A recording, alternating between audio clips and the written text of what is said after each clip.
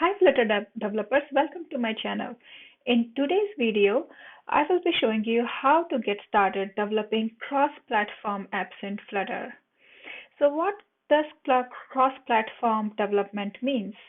Cross-platform development is the ability to be able to run your app across different platforms or operating systems. In today's presentation, I will be showing you how you can build or develop your app that can run on different platforms, for example, Android, iOS, and web. So agenda of this video is first we will be going over challenges of around the cross-platform development and how Flutter helps and what is Flutter, and we'll see the structure of a cross-platform Flutter project, and then we'll dig deep into the anatomy of a Flutter app, and then finally, last but least, how to deploy your app into the wild. Okay, so let's see the challenges. So the first challenge is the cross-platform development is hard. Just imagine in a world where there is only one device is there and running the very one operating system or platform, and you have just the one tech stack to build apps on that. Just think how predictable and easy it will be. It will be super easy to be able to develop flawless apps on that one variant, and it also be very easy to train new developers to get on board with this new with this as existing one only tech stack. However, in the real life, things are not as simple. There are so many screen form factors, devices, and platforms that makes a developer's life really interesting. There are so many variants for iOS and for Android, and here we have so many devices out there. Also, it's hard for solo developers to reach out to all platforms by themselves. It might be challenging for one person team or solo developer to learn all the tech stacks and the languages to build applications on different offerings, on the different platform targets at the same time. So they may end up developing an app just for one or two variants and maybe losing the all audience on the another platform. For enterprises, things might be hard because they have to have three different teams to focus on one platform each. These are the full-time engineers teams, and of course, the developing the same functionality in different platforms takes a lot of time. So the time doesn't come for free. It costs a lot of money. So what we can do about it? So that's the reason we are consistently looking for the solutions where we can have as much as code reuse at one place, and we don't have to build the same functionalities on different target platforms again and again. And also, if there is a one feature that you have to add, you don't have to duplicate this feature on three platforms separately. So how Flutter helps? So first thing is Flutter provides code sharing across multiple platforms, and you can you can use one code editor to be able to develop apps for all the three platforms for most of the cases. And Flutter comes with its own widgets, and it's not dependent on the OEM widgets. So what does it mean? If a OEM, say Android or iOS developers, have changed their implementation of their native widgets, for example, the alert dialog or some button, then that doesn't impact your own design. So that makes Flutter a great choice for custom designs. And Flutter comes with a decent built-in widget library of material design and Cupertino or iOS widgets. And lastly, but not least again, code once and deploy thrice. Actually, more than thrice. Flutter also does support the desktop. However, in this talk, I will be showing you how to do it in 3 platforms: Android, iOS, and web. So now, that's great, but what is Flutter? Flutter is an open-sourced SDK to develop cross-platform applications. It's developed and maintained by Google. Flutter apps are written in Dart language, and Flutter is not just only a library, but it's a complete framework which provides UI rendering and widgets, state management, hardware APIs, navigation, and testing. So now, what are the other choices we have for popular cross-platform solution? The few popular cross-platform solutions are Flutter, React Native, Xamarin, Apache Cordova or PhoneGap, Ionic. So what I did was I took the search terms keywords, and ran a Google Trend query. So I developed this graph. I generated this graph over since last September 2018 until this September 2019. So as you see, the Flutter is in blue and the React Native, the very popular cross-platform solution, is in red. So as you can see, last year Flutter was just getting started, and now you can see it's almost catching up with the React Native. And Flutter community is very active and exuberant community right now. And this screenshot I took from Stack Overflow questions, actually from Google blog. And what it shows is for 2018, from January until August, number of questions that were tagged as Flutter with Flutter tag. So you can see the Flutter is leading the way here.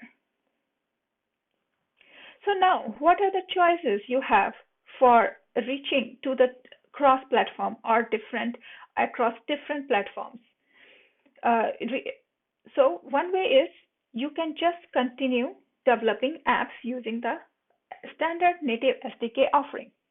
However, this is expensive because you need to use separate apps for each platform, and also you have to maintain them, and different languages. Also now you have choice for each platform what language you want to use, and also and you use platform specific widgets in that case. And I'm not covering here web, which will actually make it more intense to work. So here, some application might be the right fit. This approach might be a right fit for some of the applications. However, for few applications, it may not make sense to develop the native solution altogether. So there's another approach is JavaScript and web views. So your app is written in HTML and CSS, and it's actually rendered in the web view on the platform. And there is a JavaScript bridge which accesses the services at the platform side. It's not much a performance issue when you are accessing the services because you do that not very often. However, when you try to replicate your native look and feel on a web view, it might be sluggish.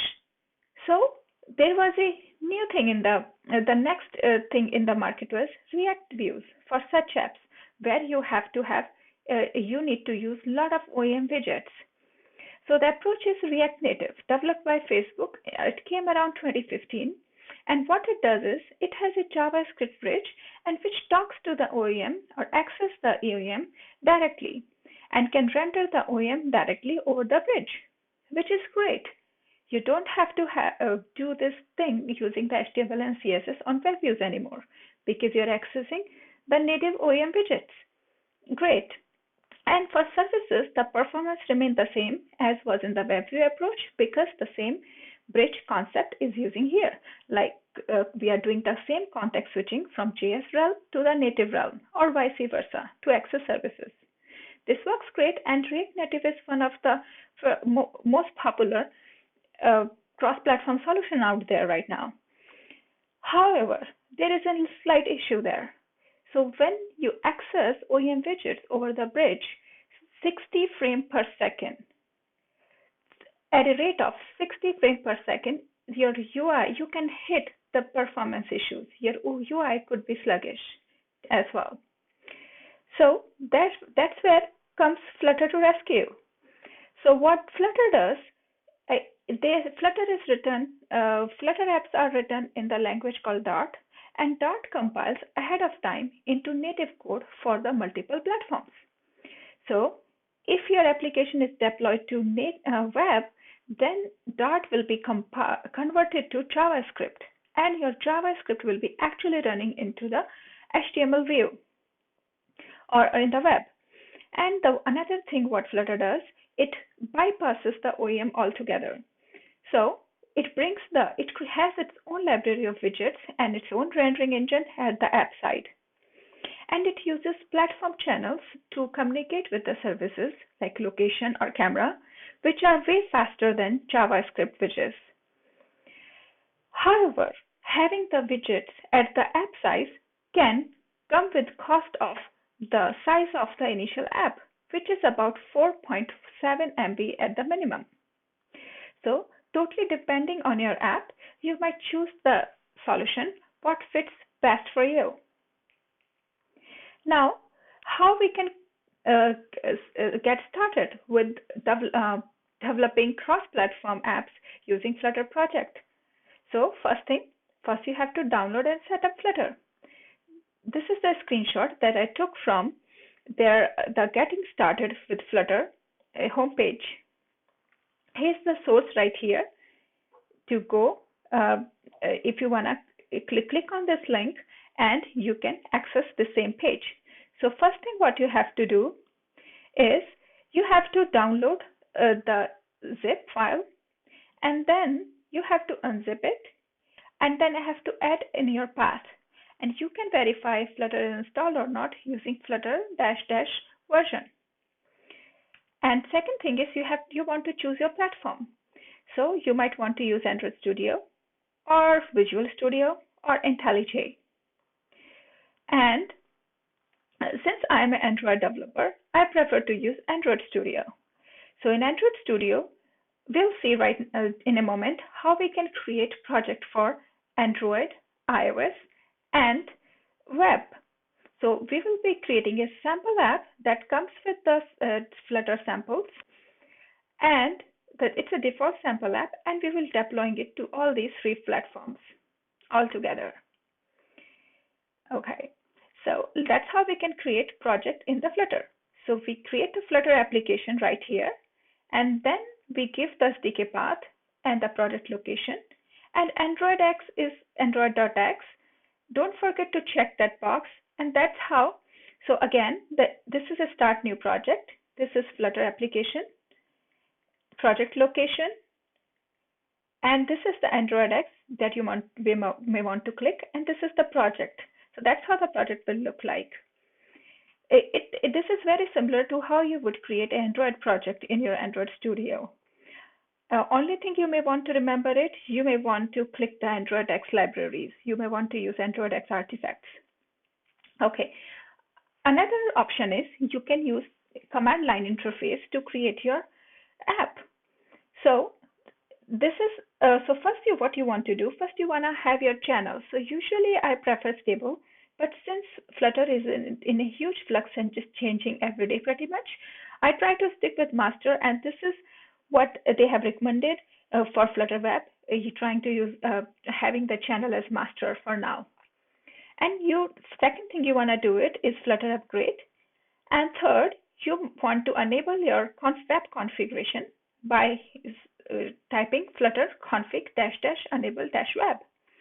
And then make sure you are doing that one directory up than your real project directory. Now, at this time, you would like to change directory into your real project directory and say flutter create dot, or if you don't want to do that, you can do at the one level up, flutter create your your app name. So that will create your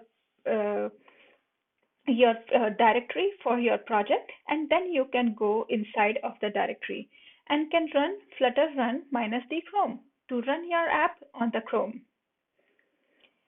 So either way you choose to create, you will end up with the same Flutter project structure. So as you see that it's an Android, so there will be one Android folder will be created. Next one is iOS, and shared code will stay in the library, and the web will be in the index.html, and pubspec.yaml is the one where the configuration file goes. Let's see a little bit in detail in pubspec.yaml. So pubspec.yaml is like a build.gradle, the dependency management file in Flutter world. So as you see here, there's a dependencies goes here, and I would like to make a note here. You may want to stick with the formatting. This file could be very sensitive towards the formatting, as the YAML files are. So you may want to make sure your indentations is right. Otherwise, your project will not compile. So this is dependency. First, you want to have Flutter dependencies, SDK is Flutter, and Cupertino icons is if you want to build your app against Cupertino or iOS, then you want to have this as well. For dev dependencies, your Flutter_test package comes as under dev dependencies. And I want to use my material design, so I keep it true. And for fonts, if I want to use a custom font, I would like to put my font configuration right here. I will go in detail about fonts later in this presentation. So let's see how does the web/index.html look like. It's very same how a usual HTML file looks like. However, note that main.dart.js is something which is converted from main.dart. So as I said before, in Flutter world, Dart ahead of time converts or compiles the code into the target language. So in this case, it converts into the JavaScript. And in case you want to use Firebase authentication, for example, or Firebase Firestore services, you may want to add all these dependencies as well. And the Firebase configuration goes like this. If you want to learn more about how to set up Firebase configuration or how to authenticate using Firebase authentication or to use Firestore, refer to my tutorial right here, which goes in deep detail about it. All right, so next is running Flutter project. So how would you run your Flutter project? So one thing is you have this, once you go into Android Studio, you will see these different options. If you click one of these, you can select the target and run your app into that particular target. Other option is through CLI. Flutter Run will run your app into the open target, or if there are so many targets are available or multiple targets are available, then you may want to pick the name of that target. Or if you want to run in all the available targets, for example, your emulator is open, simulator is open, and Chrome is open too, then you may want to do Flutter Run -d all, and that will run your default app into all the targets like that. So as you can see, this is a default sample app that comes with your Flutter project. So this is something that creates Flutter by default. So as you can see, it has few components. It has little bar, app bar here, and this has a title on it. And it's little bit in the middle, a center area is called center. And these little two are text. We will go in more detail about the anatomy of an app little later in this presentation. Okay, there you go. So anatomy of a Flutter app. So as we see, there are the different parts of this app, and this whole app is sitting on a canvas called scaffold. And on scaffold, there is an app bar which is at the top. And on app bar, there is a widget called text, which is here. And on the text, there is a hard title, that there's a string right here, which I just put title here to save space right here. Now, in Flutter, everything is a widget. And so that's why this everything is a widget. So the C is the center, so it's a center widget. And in center widget, the column, this is a column widget. And in column, you can see there are two text widgets like that, which are sitting next to each other. By default, they go in a vertical position. And on first text, you have this message, you have pushed the button this many times. And on the next text, you have a counter, which is getting updated when you click this button. And at the B, which is a floating action button, is an icon. So as I said, in Flutter, everything is a widget, and there are two types of widgets in the Flutter. So one is a stateless widget. So a stateless widget is which doesn't change its state. So if you see in this example, if I click on this button, does it change its state? No. However, what happens when I click this button? The state of this counter change, or you can say the value of this counter change. So where this widget is sitting, the text widget is sitting, it's sitting in the center, and actually this whole thing, the center widget. So the state of this center widget is getting changed. So that widget which get impacted by the change of the state is called stateful widget, or the widgets which carry a state are called state widget. So now let's go a little bit deeper. So this is a stateless widget and one is a stateful widget. So in stateless widget, you have text, icon, card. Stateless widgets are immutable, as we just talked about, and that widget cannot be redrawn. So once it's there, it's there.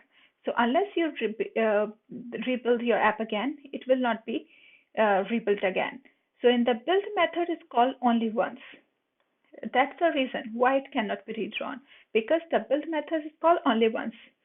Now, at the same time, the stateful widget is mutable. That means it rebuilds several times over its lifetime. And the build method is called multiple times. Now let's see what happens in this widget and how the code behind these stateless and stateful widget looks like. So in the stateless widget, you can see there's a class, and I'm calling it my stateless widget, which is extending the stateless widget. And you have a build method, and which has a container. So once it's called, this container stays there throughout the life cycle of the app. And at the same time, with the stateful widget, you have a stateful widget extends stateful widget, and it actually holds a reference to the state. And in the state, you have this build method where the container is. So every time anything happens, the build method is called again. So whenever a state of this widget is changed or updated, this build method is redrawn again. Okay, so let's see how it's happening in a sample app. So this is the main dot, and this is how our app looks like. So this is the main is the entry point for the app, and when you call run app, it runs the app which is provided to it. So it's my app. So in class my app, which extends stateless widget, because our app actually launches once at one time. So you have the build method, which is creating the app execute once, which is a material app, and you have a title, Flutter Demo, and the theming right here.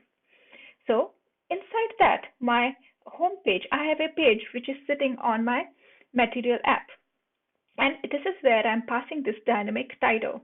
So this default title gets written by this value. So as you can see in my home page, this is a stateful widget, and you can see it's keeping the reference to the state right here. So let's go in detail how the state looks like. So my home page is a stateful widget, and it has a state, and in state is keeping the reference to the counter, which is what is getting reflected every time you click on the plus button. And what's happening? So it has a method which is called, say, increment counter. And when my counter is updated in that method, it gets updated. Note here, this is a set state method here, which is actually responsible for incrementing the counter. If you do not call your counter plus or counter incremented counter inside set state, it will not be updated. So let's see the build method here, what's happening. So in the build method, is actually the whole page is being built right here. So every time there's a change in the counter, it's actually building the whole widget. So let's see what's in the widget. The scaffold, which is a canvas, and it has a bar. So every time your counter is getting updated, your title is updating too. And there's a body, and which is center, as we saw, and there's a column. In column, there are two children. One is right here, and ignore padding for here, but padding is actually for giving the distance around or padding around the widget. And there's a text here, which is like you have pushed the button this many times. And now there is a text, the counter, where counter is really being displayed. And there is a floating action button right here, and the onPress property we are calling the increment counter. And this is what is called right here. So every time we press this button, this is called, and now my counter increases and my number on the plus get incremented. So let's see how to unit test this particular widget. So it's right here. So first thing is the structure of this unit test in Flutter looks like this. There's a test widget where you want to write your test. And the first is pass the string to describe your test. And you have to pass which widget tester, which is responsible for creating or building your app and to bring a frame. So what does that mean is, so first thing what it would like to do is create a app or the app instance by tester.pump widget. And it has to be called in await because we do not want to block the flow or block the thread. Now we verify what our counter, like at what the state of our counter is. So find method or find is the class, or finder actually is the class which finds the widgets in an app. So if you say find.text 0, that means give me find me the widget which has a text with 0. So what happens? It actually will find one widget. So this is like an assert in Java world. Now, if you say find me a text 1, 2, 3, or any other, so you shouldn't find anything else because we know the counter should be 0 in the start. Now, when we press a button, so now we simulate pressing the button using await tester.tap, and we find the icon by the icon ID, or by the icon type, and then we call it await tester.pump, which will actually execute the tap action. Now what will happen if you tap the plus button one more time? It will increase the counter by 1. So there is no more zeros available. There will be a widget with a counter 1 will be there. So we will see find one widget will be true. So that's a very, very simple example of how we can unit test our widgets in the Flutter. Now let's see. This is my favorite slide, which says Flutter Web in technical preview. So why it's my favorite slide? Because until the release of Flutter 1.9, things were different. Like the way we build web and the native apps were different. They were kept in different branches. But however, in the second week of September, I guess, the release 1.9 came, and where they actually merged the fork. So what it was in the beginning, so this is like a caveat who used to be there. So Flutter Web was a fork of Flutter repo. So you have to have it 2 branches, and there was not all libraries were available at the same in the both repos. So you have to use totally different branches to be able to build for Flutter Web and to be able to build for Flutter Native. However, from release 1.9, they have been merged into one.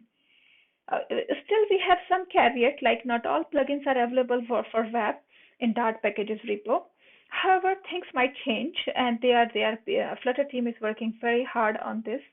Still, Flutter Web is in preview, so this is expected. Change could have come, more change could come, but it's moving in a very good direction right now. So everything is getting more unified as it was a couple of months ago. And another thing is like a Dart HTML is a DOM manipulation for web apps, and .io is for non-web apps. So there was this caveat also.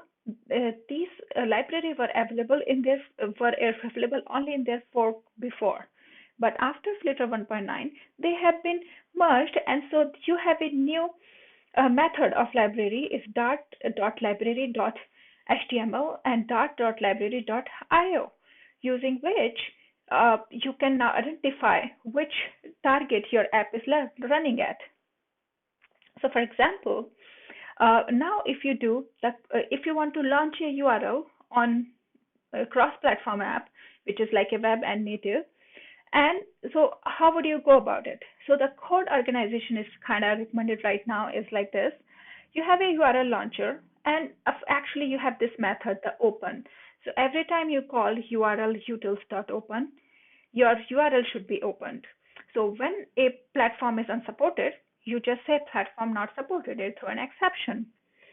However, in URL underscore launcher.dart file, if a dart.library.html is like true, like if it's running on HTML or the web offering, then the web.dart should be called. And what web.dart has it? It has the same implementation of URL utils, and the open method has HTML window.open. This is a web way of opening the URL. At the same time, for mobile, there is a mobile way of opening the URL.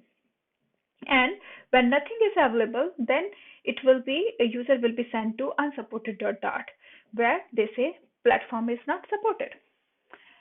So you can see, this example is working in action right here in source code right here, and it also have the Firetop, which is actually the Firebase Firebase authentication implementation right there that you also may want to check. And the repository details are right here in the source code right here. Okay, and now custom fonts. So what if you want to have custom fonts in your app? So it's very simple in Flutter. First, you have to download your fonts, and then you have to add this fonts, that particular font in your spec.yaml. So, and you have to give a name, cookie, for example, and then an asset. You might want to keep a extra note on the formatting right here. So you can see the formatting should be exactly like that, otherwise it may not work. And now in the text where you are using it, you to use your text style and just simply call font family, which is cookie, which is right here. Whatever you give name here, and same name you have to give here. You can say even something else, like say pizza, if you have pizza right here. So font family should match this one in this pubspec.yaml file.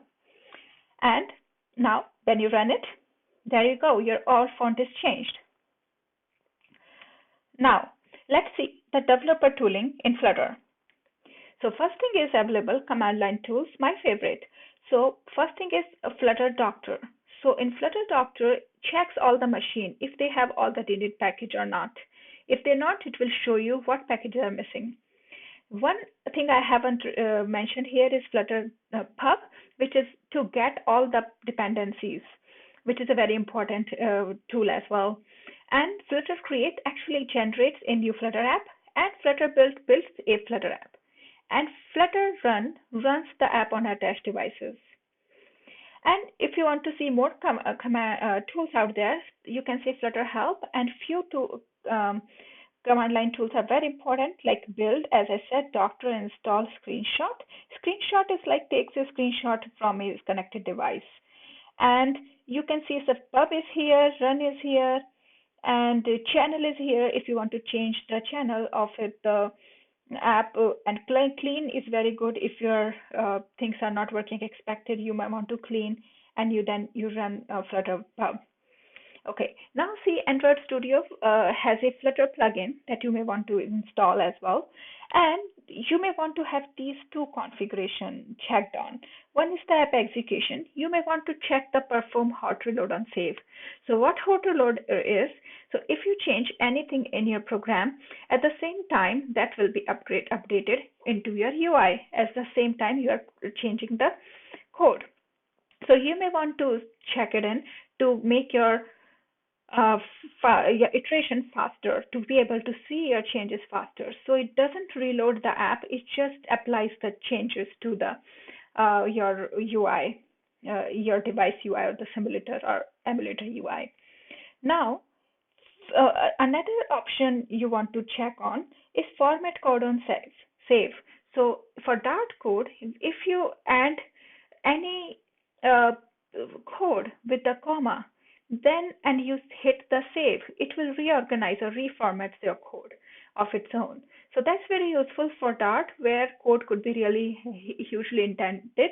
So you may want to use this feature, so that code is always clean and formatted at all the time. The next tool I want to show you is live templates. So what live templates are, you have the stateful and stateless widgets, right? So you can create your own. These actually four comes with the Flutter editor, sorry, Flutter this plugin, right? However, you can create more your own. So these are the code shortcuts actually. So if you type like stateless on your code, it will pre-populate this whole code right here. So this could be very useful, and you don't have to remember how you can write the stateless or stateful widgets code from the scratch. You have to just fill it in the name of the name of the component you are writing. Okay, and there's one more tool. It's Flutter Outline tool. So what it does is it makes your life much easier when you have to navigate which component is where and where it exists in the code. So if you have like a scaffold right here, so right here you can see the code is right here, and this is where the whole structure you can see all for all widgets. So if you select any widget here, and you'd say right click on that as a jump to source code, it will go directly in wherever in the source code is defined. So this is a very useful feature from that perspective of debugging or understanding someone else's code. Now, deploying Flutter apps. So deploying, first let's see how we can deploy Flutter web apps. Flutter web app deployment is super simple. All you have to do is run this command, flutter build web, and you copy the contents from build/web directory into your public hosting directory, and that's all. Now, deploying Flutter native apps, you have a couple of options that you may want to consider. First thing is you can do manually, as you are doing right now, since in Flutter you have your Android or iOS projects, and you can still do it what you're doing with Jenkins workflow. That's totally fine to do so. Or you can try using Fastlane for content delivery and Travis Cirrus for a content integration. There is a good documentation on Flutter documentation right there. I will provide a link later on there, and so it's pretty good, nicely documented, both of these things, how you can set up and get started working with them. Now, there's two solutions. CodeMagic and Bitrise are fully automated CI, means continuous integration and content delivery solutions. And last one is Circle CI. That's pretty good too. I use it for my Android apps, this one. I still have to implement it for Flutter, but this one you can use it too. However, I want to show you these two, CodeMagic and Bitrise for Flutter. So for CodeMagic, there is like three things you can do in, as I said, you can build, test, and deliver all these like a fully automated workflow. And you can try using it using like a free tier. You have 500 build minutes per month for individual users and teams, and you have 2 developers on that for one concurrent build. So you may want to try it, and the pricing link is right here if you want to go and dig up deeper. However, there's another. Bitrise is more like enterprise users. So they have 2 tiers, which are pretty generous, actually, the hobby one, which has 10-minute each build, and you have up to 200 builds per month that you can do. So for a solo developer, it might be a nice place to get started with, and that saves a lot of time for you. You really don't have to develop your Jenkins workflows. And all you have to do is set up few configuration files, and there you go. So you may want to definitely check both of them out. Now exploring Flutter sample codes. So this is like, so Flutter has great documentation, and there are so many codes that code samples that you can explore. So you can create an app from their Flutter samples, and the easiest way is you execute this command. So Flutter create dash dash sample ID and your app name. What this thing is. So how would you get this ID? Well, there is a way to do so. You might want to run this command, flutter create dash dash list dash samples, and your files where you want to dump your IDs in, the sample IDs in. So it will create a big JSON file, and this is the ID that you are actually looking for, like right here, and you use this ID, and there are about 50 examples, code samples out there.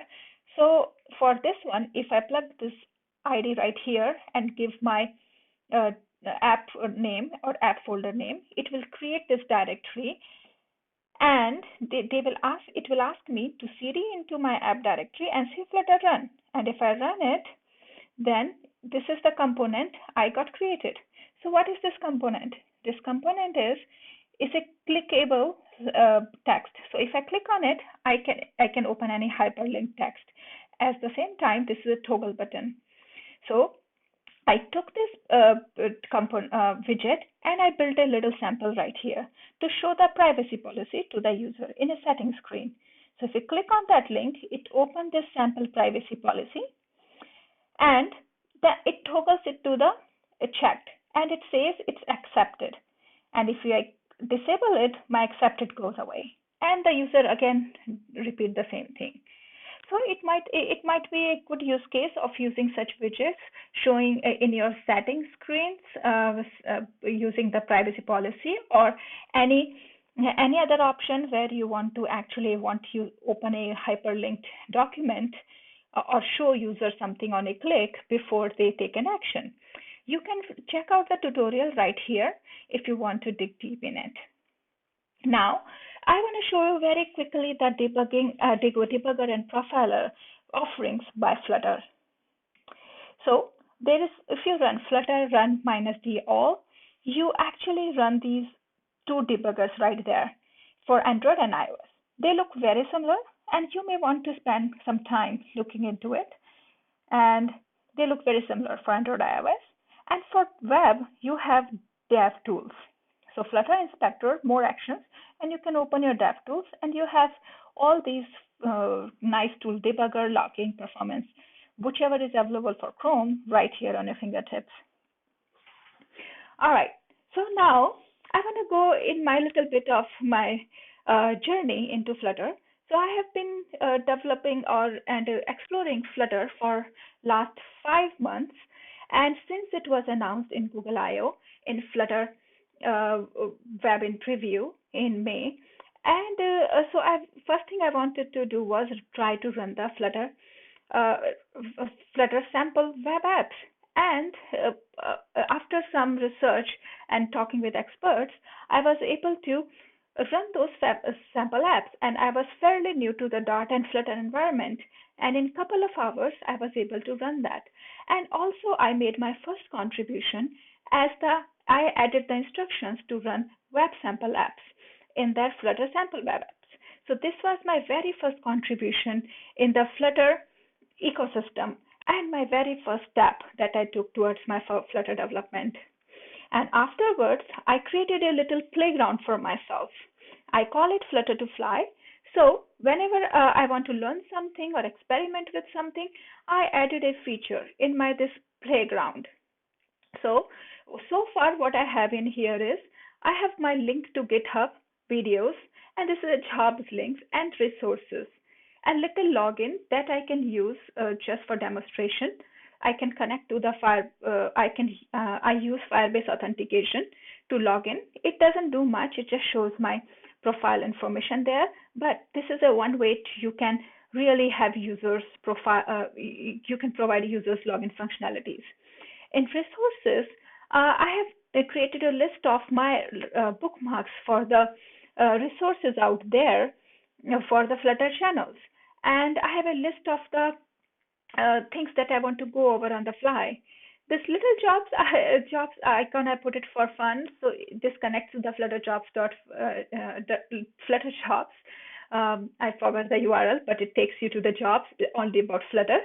And these video channels take you to my YouTube videos, and GitHub takes you to my GitHub profile. And you can learn more about the designing and designing cross-platform Flutter prototype. That was my first post. However, it's changed a lot and it always evolves. And right here, and also I wrote a couple of articles right here. So first one, as I said, designing and getting started with, like how I designed the landing page.